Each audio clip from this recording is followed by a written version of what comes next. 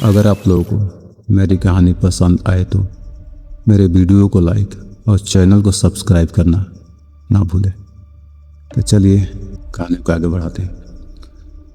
उस दिन तूफानी रात में जब हर कोई अपने घरों में सुरक्षित था, रानी और राहुल ने एक ऐसा फैसला लिया जिसने उनकी ज़िंदगी हमेशा के लिए बदल दी। उन्हें नहीं पता था कि एल्ड्रिज के उस पुरानी हवेली में सिर्फ खामोशी नहीं बल्कि एक ऐसी फुसफुसाहट उनका इंतजार कर रही थी जो मदद भी मांगती और चेतावनी भी देती। रानी और राहुल एक अटूट जोड़े थे। उनकी जिंदगियां एल्ड्रिज के शांत शहर में एक दूसरे से गहराई से जुड़ी हुई थी। उन्होंने जीवन के हर उतार चढ़ाव में एक दूसरे का साथ दिया था, लेकिन उस तूफानी रात में उनका सामना जिस रहस्य से होने वाला था उसके लिए वे बिल्कुल भी तैयार नहीं थे। वह शाम किसी आम शाम जैसा नहीं थी। बाहर तेज हवाएं गरज रही थी और लगातार हो रही बारिश खिड़कियों पर एक अजीब सी लय बना रही थी। कमरे के अंदर रानी सोफे पर कंबल ओढ़े हाथ में किताब लिए बैठी थी।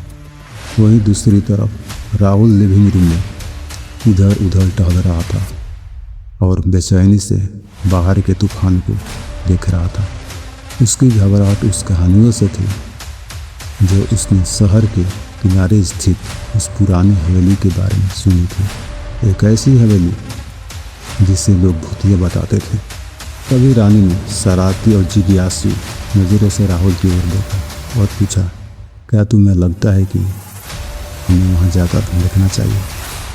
उसे रोमांच बहुत पसंद था, चाहे वह डरावनी गलियों में घूमना ही क्यों ना हो। राहुल थोड़ा हिचकिचाया और बोला, तुम जानती हो वो कहानियाँ बस है, लेकिन फिर भी डर तो लगता है। अगर सच में भूत दिखा तो? रानी मुस्कुराई और बोली, अरे आओ ना, मजा आएगा। सोचो, एक ऐसी रात जो रहस्य और रोमांच से भरी हो। उसकी बातों में ऐसा उत्साह था कि आखिरकार राहुल ने हाँ में हामी भर दी। ठीक है, लेकिन थोड़ी देर के लिए। कुछ ही देर में वे दोनों हवेली के पास पहुंच गए। वह पुरानी इमारत उनके सामने खड़ी थी, जिसकी उखड़ी हुई पुताई और अंधेरे खिड़कियां मानो अपने भीतर छुपे राज फुसफुसा रही हो। जैसे ही वे अंदर गए, दरवाज़ा उनके पीछे एक डरावनी आवाज़ के साथ अपने आप बंद हो गया। अंदर हर तरफ घना अंधेरा था, जिसे केवल बिजली की चमक कुछ पल के लिए रोशन कर रही थी। हवाएं बासी थी, जिसमें धूल और सड़न की गंध भरी हुई थी। रानी और राहुल सावधानी से बड़े हॉल में आगे बढ़े, इधर उधर झपकते हुए। उन कमरों में जहाँ जाले लगे थे और सफ़ेद चादरों में ढका हुआ था एक पुराना फर्नीचर। तभी रानी की नज़र दीवार पर टेढ़ी लटकी एक पुरानी तस्वीर पर पड़ी। उसने इशारे करते हुए कहा, इधर देखो। तस्वीर में एक खूबसूरत महिला थी जो शानदार पोशाक में सजी थी। उसकी आंखें ऐसे लग रही थी जैसे वह उन्हें देख रही हो। रानी ने धीरे से कहा, पता नहीं कौन है। राहुल कुछ कह पाता उससे पहले ही एक ठंडी हवा का झोंका पूरे कमरे में फैल गई। दोनों सिहर उठे। रानी ने इसे टूटी खिड़की से आती हवा समझकर नज़रअंदाज कर दिया। राहुल को साफ महसूस हो रहा था कि वहाँ अकेले नहीं है।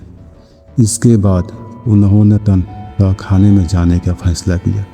हवेली का सबसे गहरा और सबसे रहस्यमय हिस्सा वही जगह जहाँ खोई हुई आत्माओं और बेचैन रूह की कहानियाँ सुनाई जाती थी।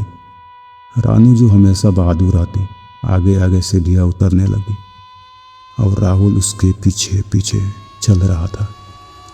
जैसे जैसे वे नीचे उतरते गए, अंधेरा उन्हें पूरी तरह निगलने लगा और पानी टपकने की आवाज़ चारों तरफ गूंजने लगी।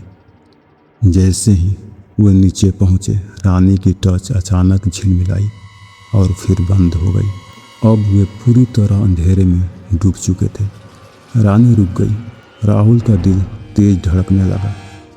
तभी उसे फिर वही ठंडी हवा का झोंका महसूस हुआ और फिर उन्हें एक हल्की सी फुसफुसाहट सुनाई दी, इतनी धीमी कि जैसे हवा की आवाज़ हो, यहाँ से चले जाओ। रानी डर गई और उसने राहुल का हाथ कसकर पकड़ लिया। क्या तूने सुना? राहुल ने घबराते हुए कहा, हाँ चलो यहाँ से निकलते हैं। लेकिन रानी अपनी जिज्ञासा के कारण वहीं रुक गई। नहीं, यहाँ कुछ है, मुझे महसूस हो रहा है।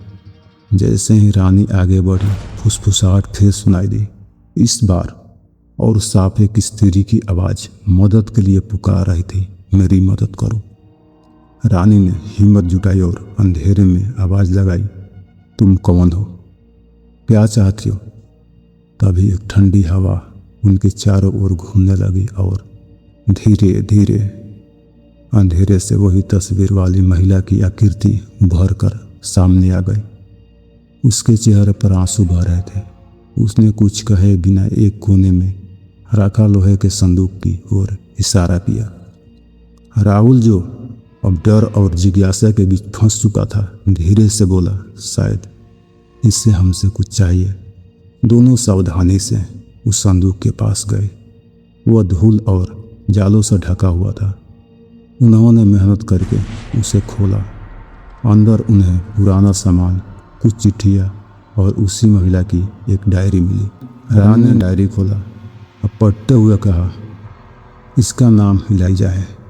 उसने आगे पढ़ते हुए बताया, इसमें इसके खोए हुए प्यार और धोखे की कहानी लिखी है, जिसने इसकी आत्मा को यहाँ बांध दिया है। उस दर्द को जैसे वे दोनों महसूस कर सकते थे। राहुल ने गंभीर होकर कहा, शायद अगर हम इसकी मदद करें तो इसे शांति मिल जाए। डायरी में मिले सुराग आधार पर रानी और राहुल ने शहर में खोज शुरू की। इस खोज के दौरान एल्ड्रिज के कई पुराने राज सामने आने लगे। कई दिनों तक मेहनत करने के बाद उन्हें सच्चाई का पता चला। इलाइजा के प्रेमी पर झूठा आरोप लगाया गया था और वह अचानक गायब हो गया था। उन्होंने उसके मंसूबे को ढूंढा और एक पुरानी चिट्ठी हासिल की, जिससे उसका नाम साफ हो गया। उसके बाद वे हवेली में लौटे। इलाइजा को सब कुछ बताया। अचानक वहाँ का माहौल बदलने लगा। एक सुकून भरी गर्माहट ने उन्हें घेर लिया और वातावरण आशा में भर गया। धीरे से एक आवाज़ आई, धन्यवाद। इलाइजा ने फुसफुसाया, तुमने मुझे मुक्त कर दिया। उसकी आकृति धीरे धीरे गायब हो गई और हवेली का सारा अंधकार भी जैसे उसके साथ खत्म हो गया। बाहर अब तूफान थम चुका था। सूरज निकल। रानी और राहुल हाथों में हाथ डाले हवेली से बाहर निकले। उनके दिल हल्के थे और मन संतुष्ट। उन्होंने सिर्फ एक रहस्य नहीं सुलझाया, बल्कि एक भटकी हुई आत्मा को शांति दी थी। उस हवेली को कभी भूतिया नहीं समझा। अब वह उनके लिए प्यार और साहस की एक निशानी बन चुकी थी। उन्होंने अपनी यह कहानी दूसरों को सुनाई ताकि लोग अज्ञात डरने की बजाय उसे समझने की कोशिश करें, और इसी पूरे अनुभव के साथ वे आगे भी साथ मिलकर ऐसे ही रहस्य की खोज करते रहे, हमेशा के लिए एक दूसरे का हाथ थामे हुए। अगर आप लोगों को मेरा कहानी पसंद आया तो वीडियो को लाइक और चैनल को सब्सक्राइब ज़रूर करें।